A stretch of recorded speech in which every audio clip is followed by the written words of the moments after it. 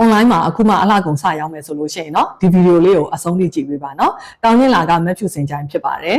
online မှာအခုမှအလှကုန်စရောက်မယ်ဆိုလို့ရှိရင်အရင်ဦးဆုံးအားတာချက်ကလေးတွေအရင်ပြောပြပေးပါမယ်เนาะ online မှာစရောက်မှာဖြစ်တဲ့အတွက်အပြင်မှာဆိုင်ငန်းငါးကားတို့ဒီလိုပြင်ဆင်စရိတ်တို့ဝန်ထမ်းတို့ဒါတွေကကုန်ကျစရိတ်ကတော်တော်တက်တာသွားတယ်။ဘာဖြစ်လို့လဲဆိုတော့ online မှာစပြီးတော့အလှကုန်စရောက်မယ်ဆိုလို့ရှိရင်အကုန်လုံးကကိုယ့်အနေကိုလုပ်ငန်းသိရဆိုလို့ရှိရင်ပေါ့နော်ဆက်စချင်းမှာကိုယ့်ကိုတယောက်တည်းလုပ်လို့ရတယ်။ပြီးတော့ဆိုင်ငန်းငါးကလည်းမကုန်တော့ဘူး။တယောက်တည်းလုပ်ရတာဖြစ်တဲ့အတွက်ဝန်ထမ်းတွေဘာမှမရှိရဖြစ်တဲ့အတွက်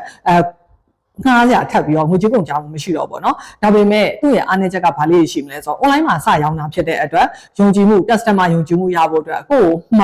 မှာဖို့အတွက်ပေါ့เนาะယုံကြည်မှုရဖို့အတွက်ကကြတော့အရင်ဦးဆုံးတည်ဆောက်ကြတယ်အဲ့လိုမျိုးဖြစ်တဲ့အတွက်အရင်ဦးဆုံး online မှာစပြီးတော့လကုန်ရောင်းကျင်တယ်ဆိုလို့ရှိရင်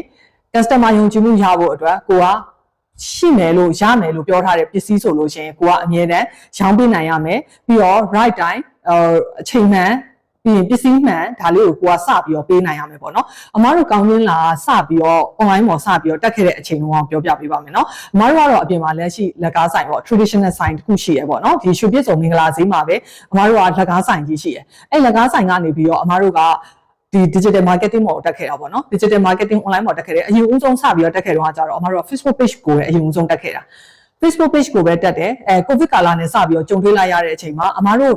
ဒီအရင်တော့ customer ကိုမိတ်ဆက်ထားခဲ့တဲ့ page လေးရှိရဲဆိုတဲ့ဥစ္စာလွန်ခဲ့တဲ့6နှစ်တုန်းကပေါ့နော်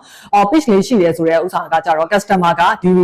အိမ်ထဲကအိမ်ပြင်မထွက်ကြတဲ့အချိန်မှာအမားတို့ page လေးကိုကြည့်ပြသွားတယ်ကြည့်ပြသွားပြီးတော့ဒီကနေပြီးတော့ပစ္စည်းတွေမှာတယ်အမားတို့ကကြတော့ deliver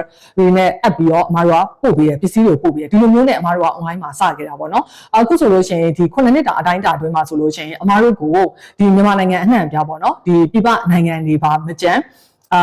မြင်ချင်းမမြင်ဘူး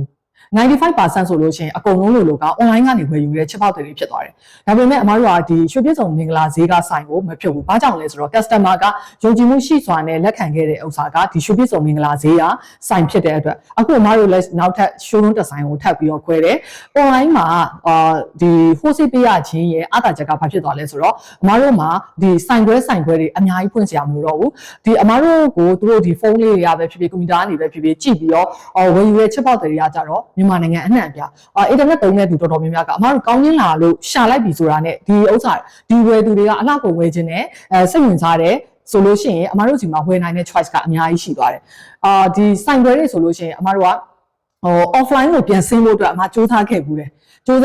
အဲ့လိုဆိုင်ခွဲတွေအများကြီးထပ်ခွဲဖို့အတွက်ဒါပေမဲ့အမားတို့ရဲ့ဝယ်သူဒီ customer ကကြတော့online ပေါ်က95% လောက်ရှိတယ် 5% offline အတွက်ကကြတော့အမှဒီလိုဆိုင်ခွဲတွေအများကြီးထပ်ပြီးတော့မသွားတော့ဘဲနဲ့ online မှာပဲအဓိကပဲလုပ်တယ်ပေါ့နော်ဒါကြောင့်မို့လို့အမတို့မှာဆိုင်တွေထပ်ချက်ရတဲ့ဝန်ထမ်းစရိတ်ထက်ချက်ရတဲ့ဆိုင်ငန်းငှားကကြတော့တော်တော်လေးကိုတက်တာသွားတယ်ဒါကြောင့်မို့လို့အခုမှစပြီးတော့လုပ်ချင်တယ် online မှာပဲပေါ့နော် online ကနေစပြီးတော့အလှကုန်စပြီးတော့ရောင်းချင်တယ်အမတို့ဒီကောင်းကျင်လာမှာငွေယူချင်တယ်ညီမတို့က online ကနေစပြီးတော့ရောင်းချင်ပါတယ်ဆိုလို့ရှိရင်လုပ်ကြည့်ပါ